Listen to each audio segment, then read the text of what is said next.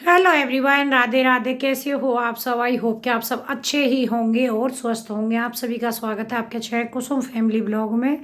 तो गला एकदम से भारी भारी सा हो रखा है, बिल्कुल भी ठीक नहीं है। ऐसे ही हो रहा है मौसम, आप लोगों को पता ही है। रोज रोज गले की बातें क्या करना।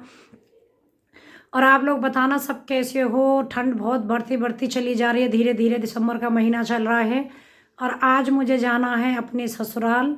ससुराल ही समझ लीजिए, बिल्कुल ससुराल के जस्ट पास में ही मुझे जाना है।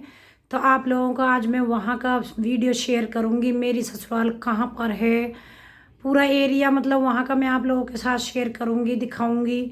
और शहर कौन सा पड़ता है मेरी ससुराल का, वहाँ का भी दिखाऊंगी। सोचा तो बहुत कुछ है। कहते हैं ना कि जब हम वीडियो शुरू करते हैं तो बहुत कुछ सोचते हैं कि पूरे दिन हम ये आपके साथ शेयर करेंगे, उसको शेयर करेंगे, लेकिन एंड तक पता नहीं है। हो सकता है उससे और अच्छा और उससे ज़्यादा शेयर कर पाएँ आपके साथ। तो आप लोग ज़रूर ध्यान से वीडियो को देखिएगा। नए हैं तो चैनल पर प्लीज़ सब्सक्राइब कर लीजिएगा। और मेरी जो आवाज़ भारी हो रही है इसको इग्नोर कीजिएगा, क्योंकि आवाज़ ज़्यादा ही मेरी एकदम से ख़राब हो रही है, बहुत ज़्यादा। और वहाँ क्यों जा रही हूँ वो भी मैं आप लोगों को वीडियो में बताऊँगी। अब पहली वीडियो में मैंने आप लोगों के साथ शेयर किया था कि मतलब वो जो हमारे साथ में इस दुनिया में से छोड़ करके चले गए हैं, तो बहुत कमेंट थे, दीदी कौन है, आपने बताया नहीं है। चलिए इस वीडियो में बता देती हूँ, बहुत लंबा नहीं खींचूँगी। सरिता भाभी उनके ससुर ख़त्म हो गए हैं, यानी कि विनोद भैया के पापा ख़त्म हो गए। मतलब एक हफ्ते से हॉस्पिटल में थे वो। ऐसे ठीक हो गए थे नॉर्मली, ज़्यादा दिक्कत नहीं थी। निमोनिया की उनको थोड़ी शिकायत हो रही थी, लेकिन ठीक थे बिल्कुल। घर भी आ गए थे छुट्टी में। भैया के यहाँ शादी में गई थी ना इन लोगों के, आप लोगों के साथ मैंने वीडियो भी शेयर किया था। 2 दिसंबर की थी जो, उस टाइम पर ही वो हॉस्पिटल में थे, मतलब शादी के टाइम पर घर नहीं थे। फिर आ गए थे घर। उसके बाद में 2-3 दिन मतलब घर पर ठीक रहे। अचानक ही रात को खाना वाना खा के सोए थे, रात में ही ख़त्म हो गए। तो बहुत दुख लगता। अभी तो उतनी बहुत ज़्यादा ऐसे नहीं थे कि 80-90 के पहुंच गए हैं। 65-70 साल के, 65 के आसपास या 70, मतलब इसी बीच की एज रही होगी उनकी भी। लेकिन फिर भी कहते हैं बुजुर्ग जाओ चाहे जवान जाओ, एक बार इस दुनिया से चला गया दोबारा वापस नहीं आता है। बड़ा ख़राब लगता है सच्ची में। कलर यहाँ पर ठीक आते हैं, ये से पीला पीला सा हो गया।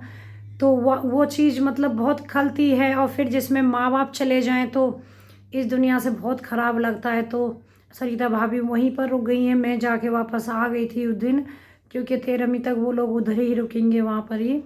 लेकिन ख़राब लग रहा है कि सबको छोड़ के चले गए। बल्कि अभी जैसे भाभी के बच्चे हैं, इनकी किसी की शादी नहीं हुई है ना, जैसे पोतों की शादी हो जाती है तो लगता है कि हाँ थोड़ी सी भाई एज हो गई, चलो पोतों की शादी वगैरह भी देख ली। अभी तो किसी की शादी नहीं हुई, क्योंकि उनके जो पोतों के मतलब बताएं तो भाभी का ही जो बेटा है बड़ा, वही सबसे बड़ा है घर का बेटा।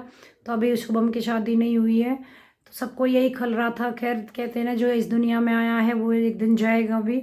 लेकिन थोड़े से और रुकते तो अच्छा लगता, मतलब और 5-10 साल कहते हैं बैठ जाते तो सब कुछ देख लेते।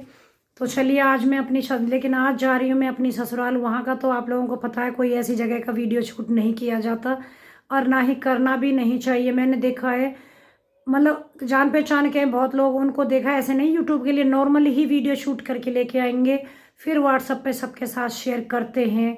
वो चीज़ मुझे बहुत ज़्यादा ख़राब लगती है, क्योंकि देखिए एक इंसान इस दुनिया से चला गया, हम पूरे अपने मन से उन लोगों के साथ में दुख में शामिल होना चाहिए, ना कि इस तरीके की हरकतें करें कि हम वीडियो बना रहे हैं। क्योंकि मैंने देखा है एक दो को, उन्होंने ये हरकत करी थी। चाहे जवान भी बेटा किसी का चला गया, उसकी वीडियो बना रहे हैं, फिर सबको व्हाट्सएप पे शेयर कर रहे हैं। तो ऐसा नहीं करना चाहिए, गलत बात है। ये मेरा विचार है, बाकी का तो मुझे नहीं पता, लेकिन मेरा है कि इस तरीके की वीडियो बना करके जो शेयर, हाँ वैसे कोई है जगह, मतलब वो जैसे भाई किसी ने मर्डर किया है, क्या हुआ है, वो एक अलग चीज़ हो गई। एक एक्सीडेंट से जा रहा है और फिर उसका मतलब होता है जो एंड तक जो भी करते हैं उसका शेयर करते हैं वीडियो। तो आज मैं अपनी ससुराल जा रही हूँ। आप सोचेंगे दीदी चुप हो गई, वही मैं सोच रही थी कि क्या बोलूँ, मतलब ससुराल के जस्ट पास में ही जा रही हूँ, बिल्कुल एकदम किनारे, लेकिन घर नहीं जा रही हूँ। वहाँ पे नहीं बनता जाने का मन, क्योंकि सास होती तो पक्का जाती, ससुर होते तो भी पक्का जाती, लेकिन मन नहीं होता। कहते हैं ना, जिन लोगों से मन नहीं मिलता तो उन लोगों के पास जाने का मन नहीं करता। लेकिन हाँ, घर है मेरा, ससुराल है मेरी। आज भी मेरा घर है, वहाँ पे मेरा भी हिस्सा है। ऐसा नहीं है कि मतलब मेरा कुछ नहीं है, सब कुछ है। मेरी शादी का सामान सब कुछ अभी वहीं पर है। कपड़े मेरे बहुत सारे, बिस्तर मेरे बहुत सारे, बहुत सारी चीज़ें हैं जो मेरी उस घर में हैं। जाऊंगी, जब भी जाऊंगी आप लोगों के साथ ज़रूर शेयर करूंगी उस घर का भी वीडियो। जिस घर में मैं पहली बार दुल्हन बन के आई थी, उस घर का वीडियो शेयर करना तो ज़रूर बनता है, ज़रूर दिखाऊंगी। बहुत अच्छा खासा घर है, बड़ा है, हवेली है पहले टाइम की जो बनी हुई है। बहुत सुंदर घर है, कभी शेयर करूंगी। चलिए मैं फटाफट तैयार हो जाती हूँ, नहीं तो मैं ही हमेशा लेट हो जाती हूँ। और सरिता भाभी जा रही है साथ में, बताऊंगी आपको एंड तक मैं क्यों जा रही हूँ, मतलब क्यों गई थी। आवाज़ गला इतना भारी हो रहा है, बोल कुछ रही है, और अब आप लोगों के पास में आवाज़ कुछ आ रही है। तो देखिए यहाँ पे हम लोग निकल गए थे, तैयार वगैरह भी हो गई थी। वो मैंने वीडियो नहीं बना पाई, जैसा कि मैंने बताया आप लोगों को हमेशा मैं ही लेट हो जाती हूँ। और ये हम पहुँच गए हैं पिलखुआ, यानी कि मेरी ससुराल पड़ेगी हापुड़ से बाबूगढ़ छावनी, उससे भी आगे पड़ती है इस साइड में। जब गढ़ जाते हैं तो बहुत लोग गढ़ गंगा गए हुए हैं, तो चौपले होके जाएंगे तो उधर साइड में ही मेरी ससुराल पड़ेगी। और यहाँ पे मैं वो आपको वही शेयर कर रही थी, जैसे गांव पड़ते जाते हैं, बाबूगढ़ छावनी, ये सब एरिया ही रास्ता में आप लोगों को थोड़ा सा दिखा रही थी। वैसे तो रास्ते वगैरह सब जगह के सेम ही दिखते हैं, क्योंकि रोड के किनारे वही सब पेड़ होते हैं, वैसा ही रोड होता है, सेम बाजार होते हैं। तो यहाँ पे हम लोग छावनी पहुँच गए थे, छावनी से होते हुए निकलूंगी और मेरी ससुराल पड़ेगी बीवी नगर के जस्ट पास में।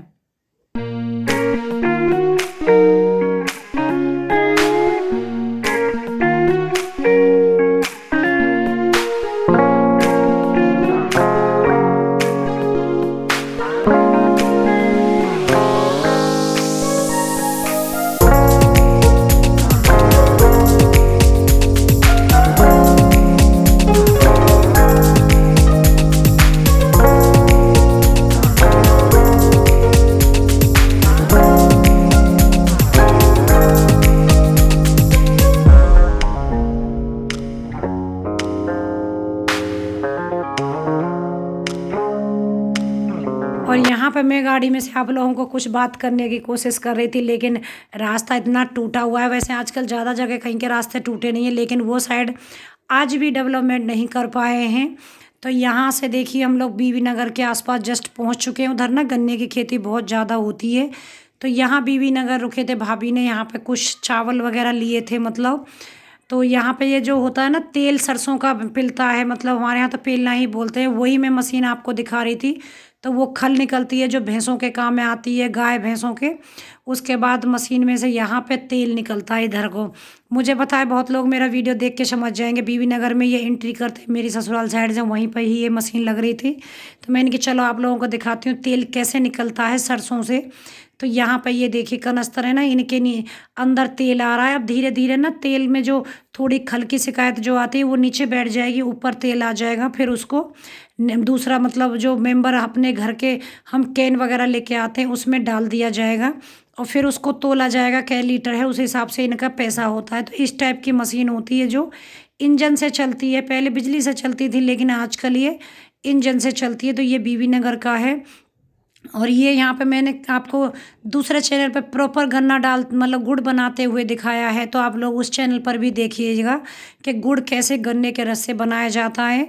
यहाँ पर छोटी सी क्लिप मैंने डाल दी है, बाकी डिटेल में पूरा अच्छे से गुड़ बनता हुआ मैंने अपने कुसुम्स वर्ल्ड चैनल पर डाला हुआ है, तो आप लोग उस पर भी विजिट कीजिएगा, देखना। तो यहाँ गन्ना इस तरीके से लगाते हैं, फिर उसके बाद रस जाता है जो कि अंडरग्राउंड नीचे से ही पाइप गया हुआ है, और जहाँ पे गुड़ बन रहा है वहाँ पे जाके वो निकलेगा छन करके, क्योंकि यहाँ से तो आप देख रहे हैं पूरा गन्ने का वो जाता है उसमें। और ये मशीन इस तरीके से लगी हुई है, और ये ट्रैक्टर से चल रहा है। यहाँ पे इस तरीके से फट्टा लगा कर उसके बाद यहाँ ट्रैक्टर, और दूर देख रहे हैं वहाँ पे गुड़ बन रहा है। और गरम गरम गुड़ बहुत अच्छा लगता है, टेस्टी लगता है खाने में। बहुत टाइम के बाद मैंने भी गुड़ खाया था, और यहाँ पे पूरे गन्ने इकट्ठे हो रखे हैं। और इसको जो गुड़ बन रहा है मतलब कलेशर बोलते हैं। पहले कोल्हू होते थे जो बैलों से मतलब वो होते थे, चलते थे, अब इंजन से चलते हैं ये।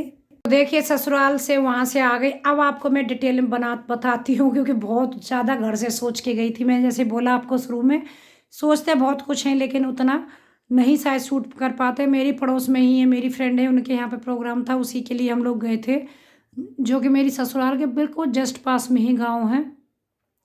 उसमें जाके आए थे। बीवी नगर के पास पड़ती है मेरी ससुराल, बीवी नगर से सिर्फ 1 किलोमीटर का दायरा पड़ता है।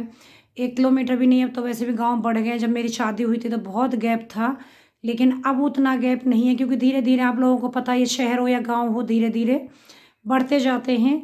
तो वहाँ पे मैंने गई थी आज उसमें प्रोग्राम में, लेकिन 2-3 घंटे में ही हम लोग वापस आ गए थे। यहाँ से 10-10:30 बजे निकले थे और 5 बजे घर पहुँच गए थे वापस। वैसे वहाँ जाने में मेरी ससुराल बहुत टाइम नहीं लगता, मायके में जाते हैं 2.5 घंटा लगता है, वहाँ पे 1-1.25 घंटे में ही पहुँच जाते हैं, ज़्यादा नहीं। हापुड़ सीधे आजकल तो बहुत अच्छा हाईवे और बना हुआ है। बीजेपी सरकार ने काफ़ी अच्छा डेवलपमेंट किया हुआ है, हर जगह हाईवे बाईपास निकाल दिए हैं, तो ट्रैफिक में कुछ भी जाम वगैरह नहीं लगता है बिल्कुल भी।